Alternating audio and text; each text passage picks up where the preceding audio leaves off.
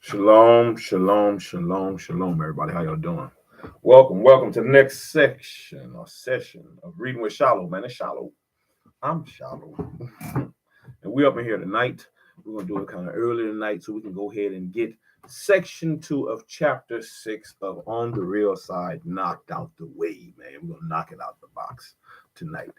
So it shouldn't be that long. We're going to run through it. Section 2 of chapter 6, the new Negro. The new Negro. Shalom, shalom, everybody. Shalom, spiritual conversations. How you doing? We are getting into section 2 tonight. Section 2 of chapter 6, the new Negro, Harlem and Hollywood, exotics, imposters, and other mishappen identities. We're going to doing this pretty early tonight, so I can go relax for the Sabbath.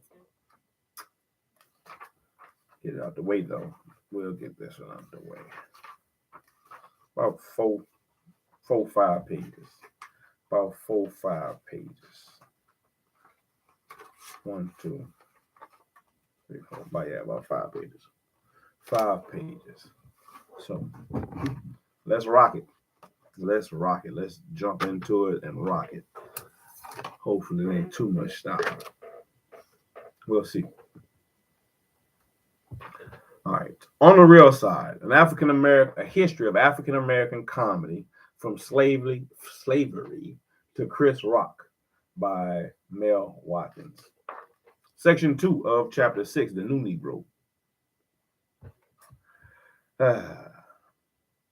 The debut of sound movies, in fact, temporarily heightened enthusiasm for a variety of black performers and film projects in Hollywood. Based partially on the claims of Bill Foster, an energetic black promoter and filmmaker who had vainly attempted to carve a niche in the Hollywood film hierarchy since earlier silent films. The speculation that black voices recorded with better fidelity than white and were better suited for sound pictures began circulating within the industry. Bolstered, no doubt, by the impact of black musicians and vocalists on society at large, and the discovery that the voices of many silent film stars were too weak for talkies. The rumor gained credence. Hollywood responded with a rash of black-oriented movies. Even as the industry turned to black themes, however, old boogaboos persisted, whether out of fear or annoying its mainstream audience, or as a simple reflex. Hollywood's heightened interest in blacks was accompanied by an upsurge of blackface films. The Jazz Singer in 1927, which starred Al Jolson, a minstrel and vaudeville singer, who was fascinated by the new rhythm and primitive appeal of Negro voices, was the most famous of these sentimental retreads and is credited with ushering in a sound era. Joslin will continue making corked appearances in films until the 40s, proving more people and resilient than such white minstrel comics and black impersonators as Eddie Leonard, Mack, and Morin, the two Black Crows, the Freeman, Gosden, and Charles Correll, who abortively brought their popular radio characters Amos and Andy to the screen in Check and Double Check in 1930. Nevertheless, more than 2 decades after syncopatic music, coon music, and ragtime began dominating America's popular musical taste and altering its social dances, nearly a decade after Shuffle Along had first captivated New York audiences. Several years after the New Negro, which was introduced into Harlem, the film industry finally took notice of urban blacks and their music. The most dramatic shift was seen in all black musical shorts or featured productions in which black musical stars made cameo appearances. But 2 notable full-length, all-black movies were produced in the late 20s. The first was Hearts in Dixie in 1929, a plantation musical that, although steeped in a mythological Southern setting featuring requisite dancing pickaninnies, contented field hands, and mournful spirituals, broke ranks with previous Hollywood films by depicting African Americans who displayed a measure of self reliance and struggled to better themselves. The movie starred Clarence Muse as a tenant farmer and Stephen Fetchum, the fast rising comic star, and in the role of the shiftless coon that he would soon patent. The Fox studio advertisements were blatant. Hear those hearts beat the cadences of their race along the levees and in the cotton fields. All the happy go lucky joy of living, laughter, and all embracing gusto of plantation life. But Muse's dignified performance and Fetching's unusual comic presence kept the film from sinking completely into the category of hackneyed, hackneyed stereotype. Fetching cast as the traditional languorous buffoon occasionally transcended his role, surprising with some nimble pattern and dance steps. Moreover, in contrast to the Lancrimos, let's see what that is. I've never heard that one. Lancrimos. Lacrymos. Lancrimos.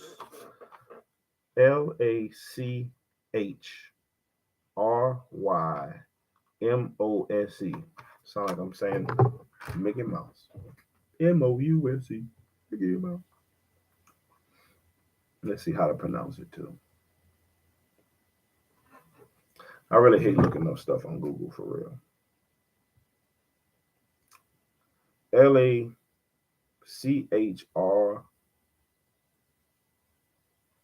Lacrymos. Lacrymos.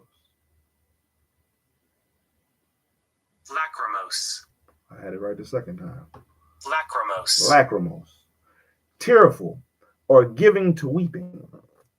In contrast to the tearful or giving to weeping, the hard-working farm hands are in contrast to the lacrymose. Hard-working hands surrounded him. His behavior suggests that, at least in the plantation setting, play, malingering, and frivolity were much to be preferred over dedicated toil without reward. Hallelujah, in 1929, was greeted with even more anticipation than Hearts. Director King Vitter had pursued the project with a zealousness bordering on fanaticism, finally offering part of his salary to defray production costs and ensure that Fox Studios completed the film. His state goal was to depict Southern Negroes realistically. Ultimately, however, his undoubtedly sincere attempt was limited by some familiar, biased perceptions. Hallelujah is basically a morality play that contrasts Black rural life, benevolent, innocent, God-fearing, with urban life, corrupt, evil, violent. A dichotomy that had been suggested in D.W. Griffin's films years before. The result is a steamy melodrama focused on the obsession of Zeke, a naive farmhand and preacher, for a sexy city vixen. What distinguishes the movie is Viter's focus on the emotional aspects of this doomed infatuation. Few previous films had earnestly treated Black passion or, for that matter, delved into Black familial and love relationships without reverting to ridicule or lampoon. Here, although the plot is cliche, the plight of the characters is handled soberly. Daniel Hayes and Nina Mae McKinney gave taut performances as the star-crossed lovers, and their ill-fated entanglement is treated as a serious human dilemma. Still, in the words of the critic People Noble, Hallelujah was swamped, inevitably perhaps, by the 40 or so singing sequences of folk songs, spirituals, baptism wails, work songs, and blues, and Haynes' interpretation of the Southern preacher's sermon, centered on the train to glory motif and enhanced by Haynes' audible and physical imitation of a locomotive. Inadvertently foreshadowed the satiric the satiric portrait of black preachers that Flip Wilson and Richard Pryor would present in the 60s and 70s.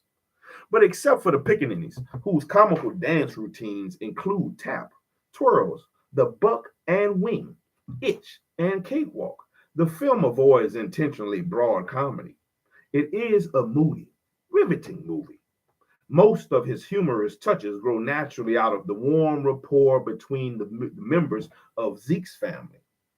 It may even be, as Donald Bogle suggests, an authentic American classic.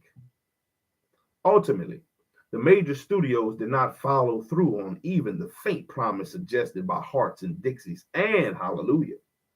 7 years passed before the release of the next Black cast featured film, The Green Pastures in 1936.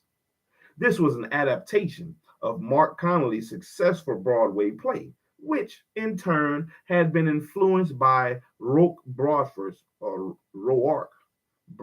collection of biblical tales, Old Man Adam and His Children, in 1928. These stories, although set in the rural South and narrated by an Uncle Remus-like character, featured a mixed cast of Southern characters. Connolly, a successful playwright and member of the Algonquin Round Table Group, blackened all of Bradford's biblical characters for commercial reasons, even though you have to do that. At the time, the film represented the major studio's most ambitious attempt to capture black folk like in an expanse, full-length setting. It highlights were excellent performances by Rex Ingram and Eddie Rochester Anderson, each in multiple roles that included DeLord and the Tommy Noah in High Hat and Raincoat, the musical of the Hall Johnson Choir, and a concluding scene featuring Ingram as an embattled soldier pitted against an obscure but diabolical enemy who one film historian suggests may be seen as a symbol for racism. Overall, however, the film was little more than an extended one-theme gag with musical accompaniment.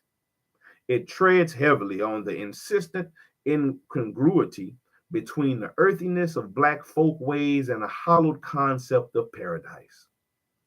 After Ingram, as the Lord, decides to rear back and pass a miracle, for instance, his flock's intransigence leads him to complain. Ben the Lord ain't no bed of roses. Ben the Lord ain't no bed of roses, as one critic pointed out. Although the movie was well intentioned, it merely gave filmgoers once more the happy, religious, hymn-singing black man whose idea of heaven seems to consist mainly on long white nightgowns, hymn shouting, and fish fries. Ooh, fish fries in heaven.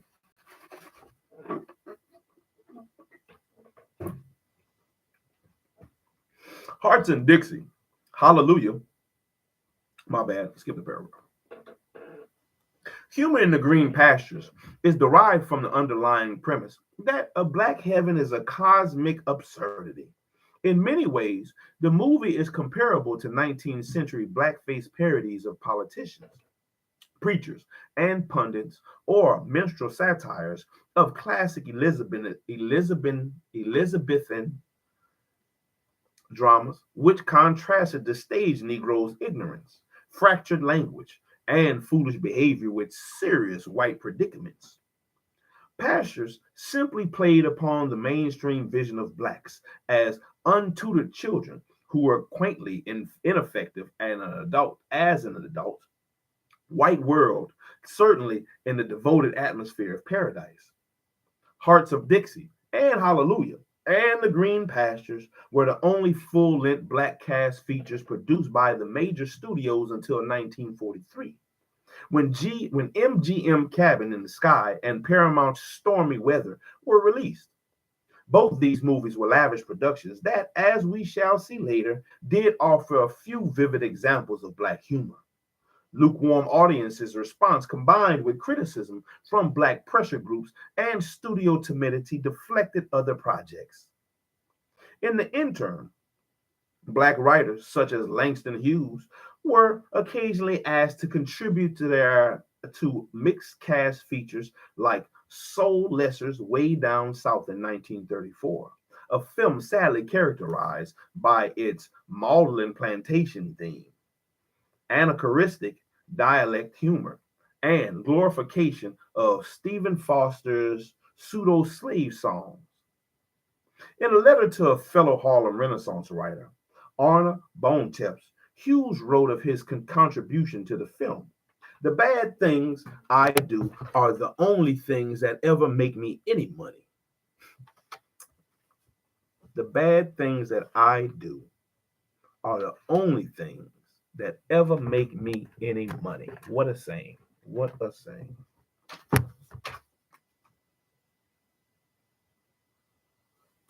The bad things I do are the only things that make me any money. Man. Years later, he would write more pointedly in the movie industry. Hollywood is our bete noir. Something black. I don't know what bet, the B-E-T-E. B-E-T. I know noir is black. Bete noir. Betty. It might be Betty. Hollywood is our bete noir. Let's see how it's pronounced. Betty.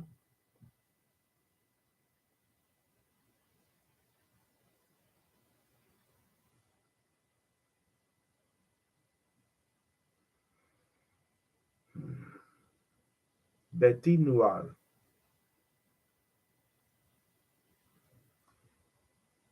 Bete noir. Bete noir. I had it right the first time.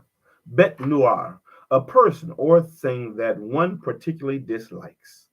Bete noir. But noir means black. Bete noir, literally translated from French, this phrase means black beast. The black beast. Beast being bete, noir being black. Bete noir, the black beast. Hollywood is our black beast or the bete noir. It is America and the world's most popular art. Yet shamelessly and to all the world since its inception, Hollywood has spread in exaggerated form every ugly and ridiculous stereotype of the Deep South's conception of Negro character. He warned Bontemps, never take a Hollywood job. The numerous all black musical shorts and frequent appearances of black entertainers in featured films during this period are largely peripheral, although the extravagant, sometimes ludicrous costumes, sets, and situations in which otherwise serious musicians, dancers, and singers were required to work are worth noting. In the 1932 short Pie Pie Blackbird, for instance, the noble Cecil and uh, Udi Blank Blank band wearing bizarre chef hats emerged through the top of a gigantic pie crust to perform as the Nicholas brothers went through an intergetic tap routine along the perimeter of the huge confection. Rhapsody in Black and Blue in Paramount in 1932, although it features Louis Armstrong singing and playing some of his popular jazz tunes, cast the trumpeter as king of the pseudo-African community and has him perform in leopard skin and Hollywood-inspired native headdress. Rufus Jones for president in 1933, a one reel musical farce, featured jazz vocalist Ethel Waters and 7-year-old Sammy Davis Jr. as a pint sized candidate for president of a Black Lodge. After entering beneath a banner that reads, "Vote here for Rufus Jones. 2 pork chops every time you vote." The impish Davis is confronted by an irate lodge member Wait a minute here. I objects, he shouts. When we elects a president, we elects him to do something. This president just sits in the chair and don't do nothing. Immediately, Davis stands and, in top hat and tails, breaks into a facial vaudeville song and dance routine. When he stops, Waters announces, "There he is. You ain't never had a president what could do that." Davis, in his first movie role, is charming and effervescent, despite the heavy-handed satirizing of black fraternal orders. The gratuitous appearance of Duke Ellington and his band in RKO's embarrassingly inept Check and Double Check in 1930, which starred Freeman Gosden and Charles Correll as Amos and Andy, is a representative example of Hollywood using black entertainers to enlive lackluster movies. The brief appearance of Ellington and a few establishing shots in Harlem are the only authentic elements of the hackneyed attempt to bring radio's popular but controversial imitation Negro to the screen. Otherwise, the film flounders as its blackface performers present a jaundiced paranorma of standard racial gags. Jaundiced. A jaundiced paranorma of standard racial gags. There was the expected fractured language. Eyes readjusted. Eyes readjusted. Monetary rejuvenation, or this is more reporting. This is more reporting. Questionable when delivered by many adept comedians such as Flournoy Miller and Aubrey Lyles. Pitiless, inappropriate when voiced by mediocre black imitators. On radio, a purely oral medium, Gosden and Correll were much more convincing. Among the film's blackface actors, only Gosden, Amos, who had studied the accents of blacks in Virginia and other parts of the South, demonstrated any talent as a comedian or a believable black man. In addition, there is an inadvertent facsimile of Miller and Lyle's vaudeville mathematics routine, the obligatory haunted house scene, and although the film is set in New York, a mawkish homage to Southern mythology involving the son of the Southern patriarch for whom Amos and Andy had worked. Richards. What in the world are you boys doing here? Do you work for Mr. Blair? Andy. No, we don't drive the band up here. We are business for ourselves. Amos. Oh, yes, sir. We's in the taxi cab business in New York City. Richards. Amos and Andy, you know, boys, I often wondered what became of you after you left Georgia. Amos. Oh, Mr. Richards, we certainly do miss that old place too. You know it? Me and Andy talk about it all the time. Andy. Yeah, that was the best home we'd ever had. Amos. Y'all certainly was good to us down there. Your papa treated us like we was his own children. We sure would like to see him again. Richards. Well, Amos, I'm afraid that none of us will ever see Dad again. Andy. What you mean, Mr. Richards? Richards. Well, Dad's gone. Amos.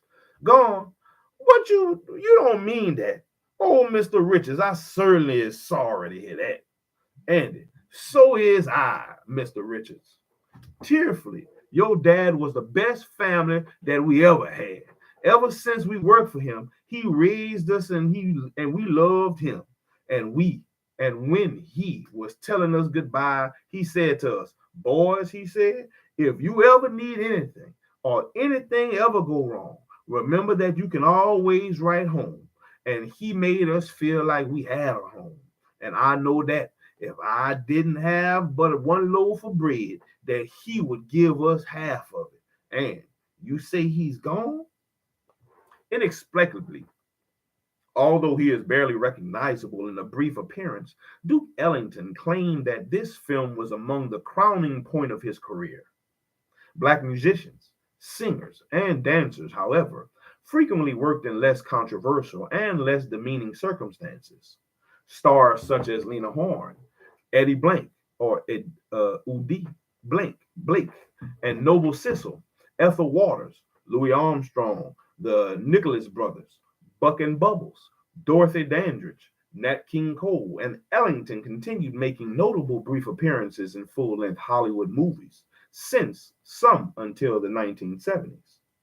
In addition, these performers and others, Don Redman, Chick Webb, the Mills Brother, Billie Holiday, Jimmy Lunsford, and Bessie Smith, for example, appeared in the raft of all black musical shorts that debuted in the late 20s. Despite minor drawbacks, many of these one and two reelers transcended their basic formats as showcases for musicians and entertainers. Some because they showcase black performers in a more or less realistic fashion, remain classics. Among them are St. Louis Blues in 1929, which featured Bessie Smith and Jim Mordecai, the dancer and the music of W.C. Handy and J. Rosamond Johnson. Black and Tan in 1929 with Freddie Washington and Duke Ellington, and Barbershop Blues in 1933 featuring the Dancing Nicholas Brothers. Yamacro in 1930 with Jimmy Mordecai and the music of James P. Johnson. Symphony in the Black in 1935 with Earl Snake Hips Tucker, Billie Holiday, and again Duke Ellington, and Boogie Woogie Dream in 1944. With Lena Horne and Teddy Wilson, finally, these short films and cameo appearances some of the most creative and least distorted presentations of African Americans offered by the major studios during that period. A relatively undistorted and unoffensive example of blacks in a comedy series at this time can be found in Hal Roach's successful and enduring Our Gang shorts. Beginning with Two Real Silence in 1922, the series was produced until 1944, 6 years after MGM took over production. A total of 222 Our Gang comedies were filmed with an integrated cast of juvenile performers. From its silent film debut to sound movies and on to the currently popular reissuing of for television as The Little Rascals, I thought it sounded familiar. Roach's Rascals have maintained a loyal audience despite their slightly tainted image. Four black children were featured as regular members of the gang. The first was Rascal, Ernie Morrison, a proven 7-year-old actor who had performed in films with such comedians as Harold Lloyd and starred in his own Sunshine Sammy short before Our Gang began. Variously billed as Booker T, Sorghum, and Sunshine Sammy, he appeared in 28 silent films from 1922 to 1924. And later, he starred in vaudeville. And in 1940s, he was cast as one of the East Side Kids, the teenager comedy series. In the second Gang two-reeler, Firefight, in October of 1922, Morrison was joined by one-year-old Alan Farina Hoskins, who reportedly was discovered by Morrison's father in Watts, and was enlisted immediately for the role of Sunshine's sister. Subsequently, Hopkins easily made the transition to sound movies, and he appeared in 105 Our Gang comedies. That's a damn shame. They wanted him to play a girl from the jump.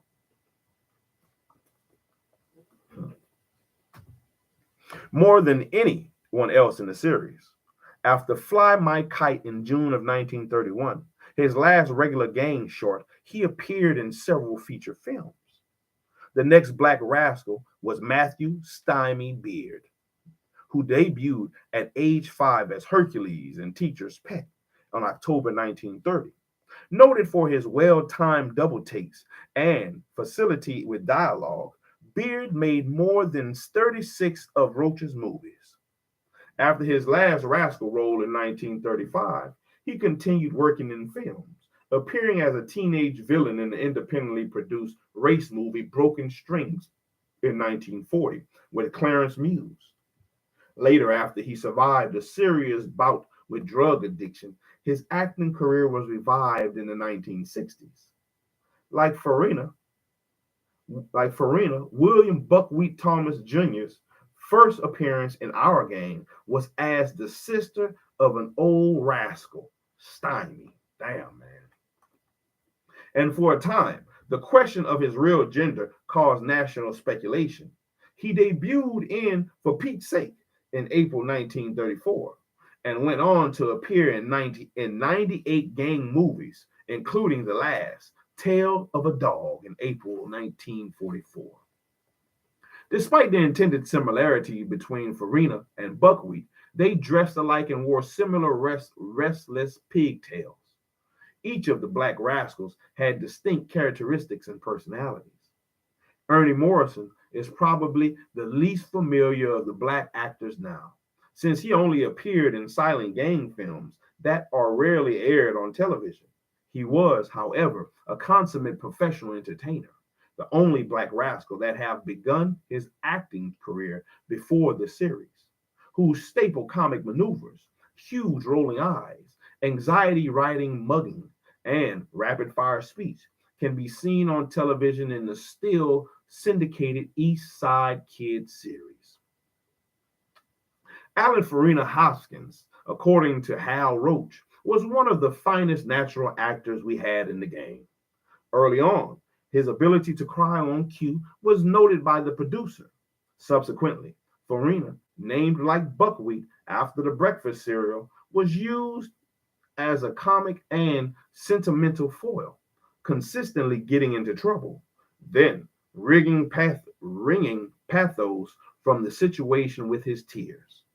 He was also noted for his oddly husky voice, which contrasted with Alfalfa's squeaky soprano, for his prudence with regard to anything resembling a ghost or spook, and for his seemingly electrified pigtails, which stood straight up every time he was frightened.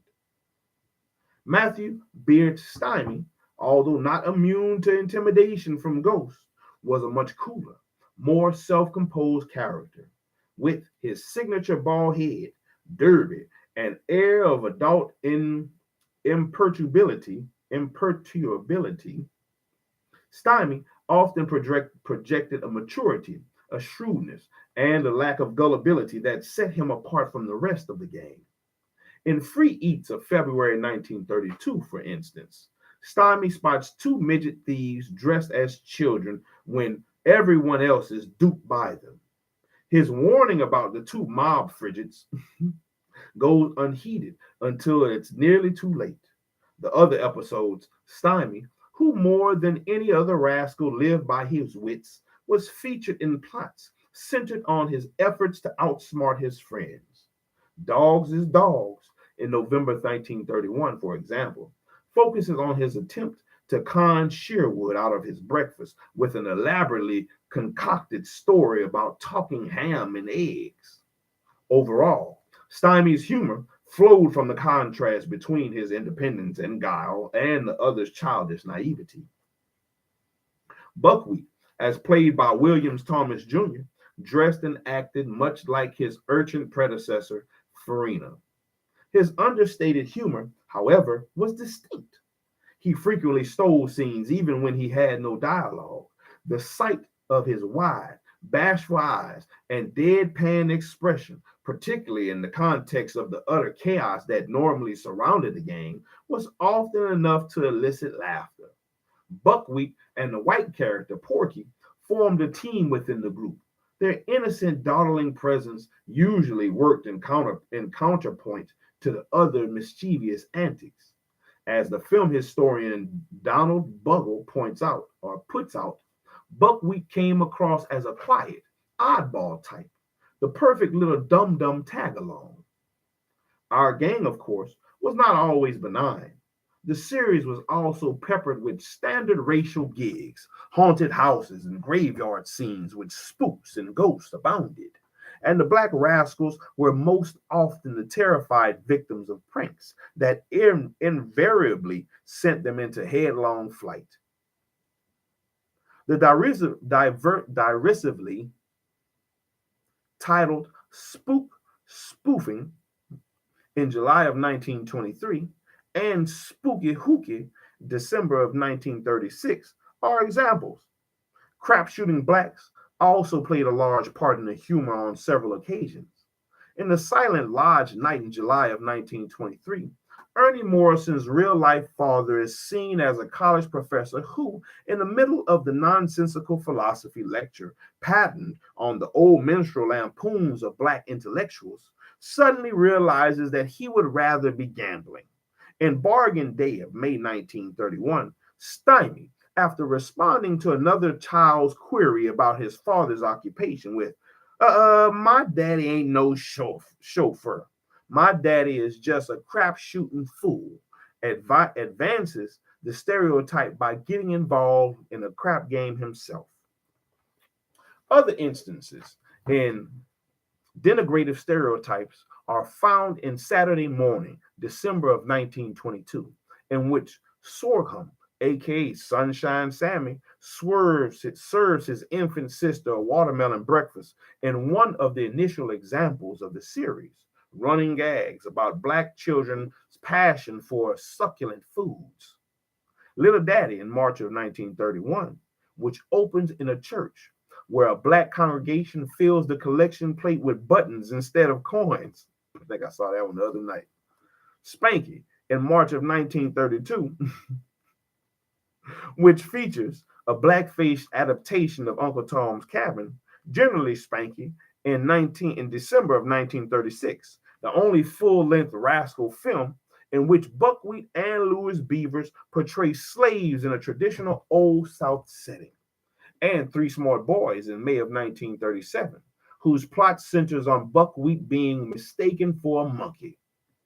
Despite these and other examples, criticism of the series often seems a bit self-conscious and overblown.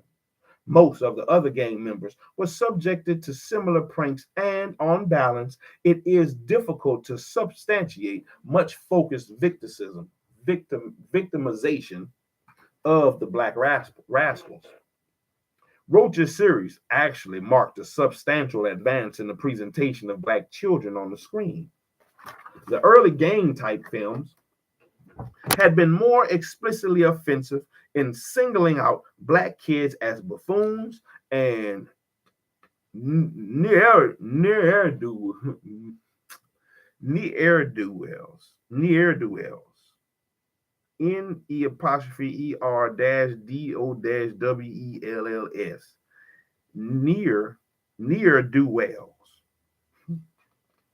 David Fleischer's busting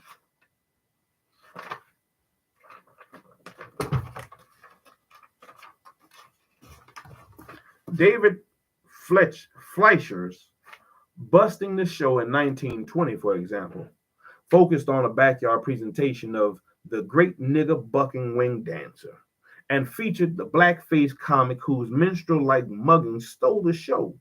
And before becoming one of Roach's Rascals, Ernie Morrison had appeared as Sunshine Sammy in a film bluntly entitled The Pickaninny in 1921. Moreover, during the more than 2 decades that the series was produced, other films continued presenting black children in a far more grossly demeaning manner. The character, Topsy, as we have seen in both the 1927 version of Uncle Tom's Cabin and Topsy and Eva, makes Roach's Rascals look like models of equitable treatment.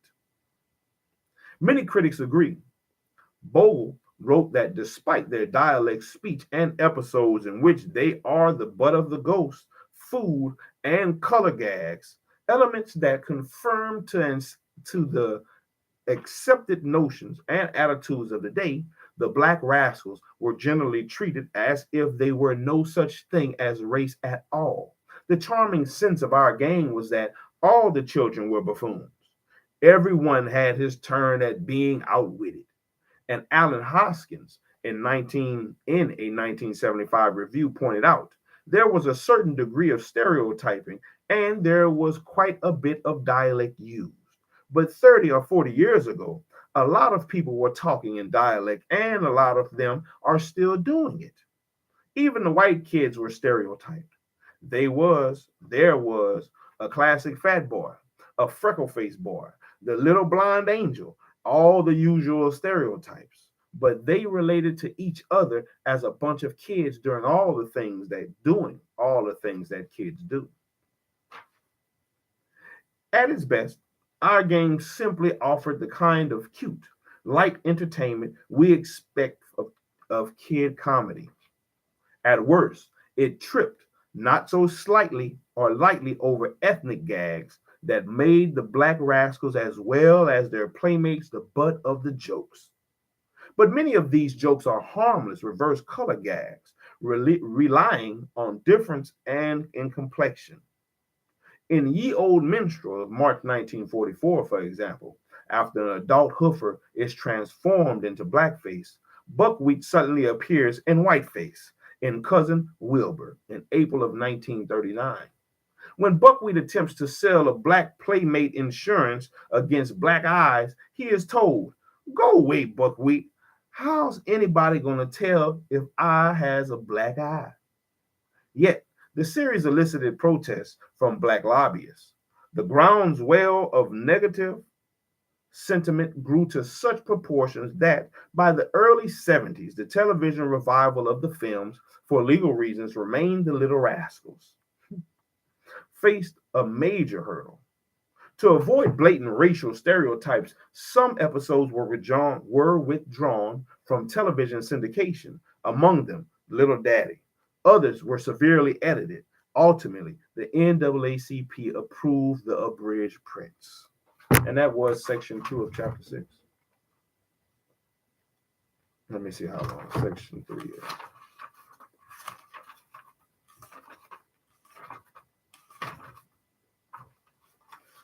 One, 2, 3, 4, 5, 6, 7.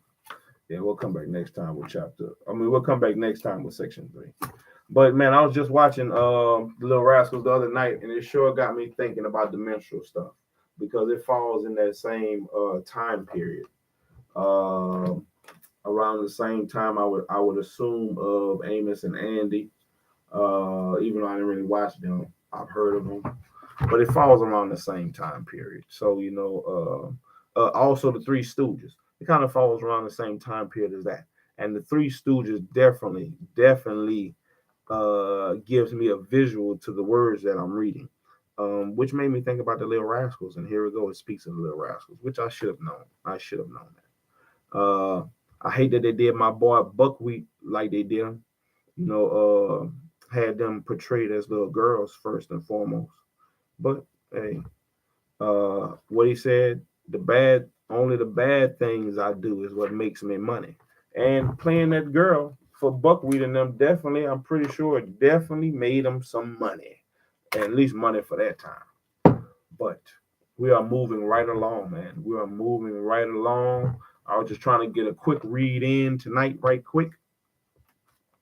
About 45 minutes, which we did. I think that was all right. Stumbled over some words, but it was okay.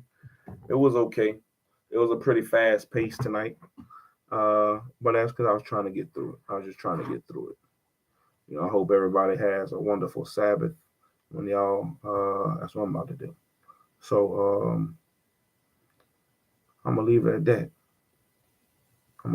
that. So, shalom, everybody. I hope y'all have a wonderful evening, wonderful night. For those who catch it on a rebound, like, comment, subscribe, man. Tell your people what's up, man. We're going to keep pushing through these books, one word at a time, one page at a time, one section at a time, one chapter at a time, till we finish all the lines in the book, man. So, shalom, everybody. Catch y'all the next go round.